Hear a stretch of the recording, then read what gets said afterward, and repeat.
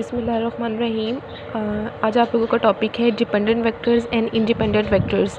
कुछ वेक्टर्स आपस में डिपेंडेंट और इंडिपेंडेंट कब होते हैं उसकी प्रॉपर डेफिनेशन देखते हैं। Dependent vectors, let V be a vector space, V कोई वेक्टर स्पेस है over the field F, field हमारे पास एफ है।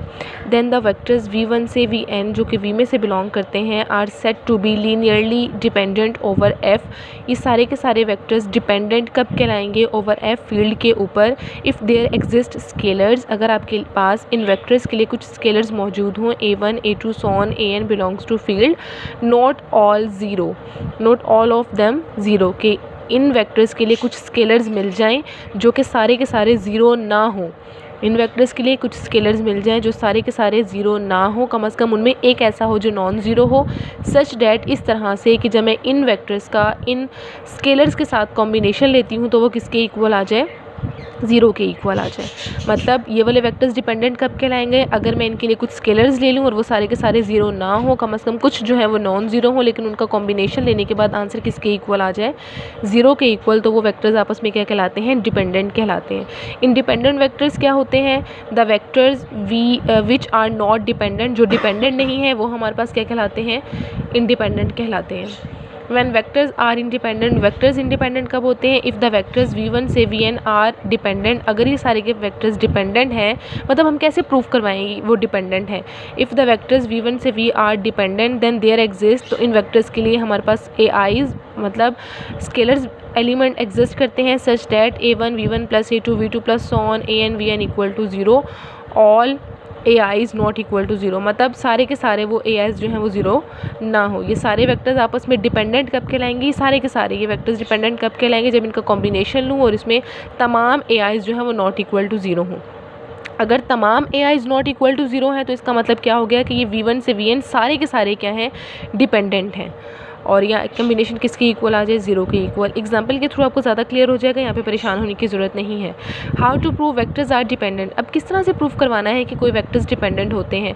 If we are to prove the vectors v1 से v आर डिपेंडेंट, अगर हम प्रूव करवाना चाहते हैं कि v1 से v आर डिपेंडेंट हैं, देन हम लेट कर लेते हैं a1 v1 plus a2 v2 so on an vn equal to zero. ये चीज़ हम लोग लेकर चलते हैं, लेट कर लेते हैं कि ये चीज़ इक्वल टू ज़ीरो है, एंड प्रूव डैट, क्योंकि हमने डिपेंडेंट प्रूव करवाना है तो यहाँ से हम लोग उसको सॉल्व करके क्या प्रूव करवा देंगे कि ai's जो हैं वो सारे के सारे ज़ीरो नहीं हैं। Not all ai's equal to zero, के सारे ai's ज़ीरो नहीं है, कुछ नॉन ज़ीरो भी हैं जिससे कम्बिनेशन लेने के बाद आंसर किसके इक्वल आता है? Zero. Not all ai's equal to zero means at least one ai is not zero. सारे के सारे not all ai's equal to zero होने का क्या मतलब है कि कम अज़ कम यहाँ पे एक ऐसा ai है जो कि ज़ीरो के इक्वल नहीं है। If all ai's equal to zero, अगर इस तरह का कॉम्बिनेशन लेने के बाद हम इक्वल टू ज़ीरो रखें और यहाँ से हमें पता चले कि सारे के सारे ai's ज़ीरो हैं, then the vectors are independent, तो वेक्टर हमारे पास क्या कहलाते हैं फिर? इंडिपेंडेंट। कुछ नोट्स हैं। Number 1, the empty set is defined to be independent. जो एम्प्टी सेट होता है वो हमेशा क्या होता है? इंडिपेंडेंट कहलाता है, क्योंकि एम्प्टी सेट में तो कुछ होता ही नहीं। जब कुछ होता ही नहीं है तो इसका मतलब क्या है कि वहाँ पे जो ai's हैं वो भी क्या होंगे? फिर ज़ीरो होंगे। तो इसका मतलब क्या होगा कि एम्प्टी सेट क्या हो गया फिर? Independent. A singleton set of non zero vector is always independent, के जो सिंगलटन होता है वो भी हमेशा क्या होता है? ज़ीरो होता है। सिंगलटन मतलब जिसके अंदर आपके पास सिर्फ एक एलिमेंट है। तो ये वाला वेक्टर जो है वो इंडिपेंडेंट है या डिपेंडेंट? अब है ही एक, जब इसका आप कॉम्बिनेशन लेंगे इक्वल टू ज़ीरो रखेंगे तो ये चीज़ ज़ीरो कब होगी? क्योंकि ए तो नॉन ज़ीरो था, तो नॉन ज़ीरो किसी नॉन ज़ीरो के साथ मल्टीप्लाई होकर तो आंसर ज़ीरो दे नहीं सकता। तो ये वाली चीज़ ज़ीरो कब आएगी? जब हमारे पास ये वाला अल्फ़ा किसके इक्वल हो जाएगा? ज़ीरो के इक्वल। इसका मतलब हमने कॉम्बिनेशन इक्वल टू ज़ीरो रखा, तो कॉम्बिनेशन इक्वल टू ज़ीरो कब होगा? जब ये वाला अल्फ़ा क्या हो जाएगा? Equal to zero. अब ये वाला अल्फ़ा इक्वल टू ज़ीरो है तो इसका मतलब ये वाला वेक्टर भी क्या हो गया है? Independent.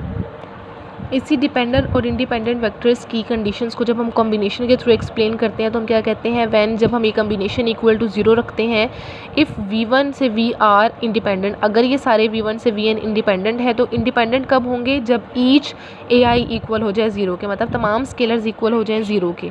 If each A I equal to zero, या फिर हम ये भी कह सकते हैं कि अगर ये इस कॉम्बिनेशन में तमाम ए आईज़ इक्वल टू ज़ीरो है देन V1 से Vn सारे के सारे क्या हो जाएंगे, फिर इंडिपेंडेंट हो जाएंगे। मतलब इफ़ एंड ओनली वाली कंडीशन, अगर ए आई ज़ीरो है तो वो इंडिपेंडेंट है, अगर इंडिपेंडेंट है तो ए आईज़ हमारे पास फिर किसके इक्वल आता है, ज़ीरो के इक्वल आता है। उसके बाद इफ़ V1 से V आर डिपेंडेंट, अगर ये सारे के सारे डिपेंडेंट है तो इसका मतलब all A I's not equal to zero, तो सारे के सारे ए आईज़ जो हैं वो ज़ीरो के इक्वल नहीं है। If all A I's not equal to zero, अगर सारे के सारे A I's not equal to zero है तो इसका मतलब V1 से लेकर Vn सारे के सारे क्या हो गए, फिर ये डिपेंडेंट हो गए। मतलब ईच कंडीशन जो है वो इंडिपेंडेंट को शो करता है, इसी तरह से ऑल कंडीशन किसको शो करता है, डिपेंडेंट को।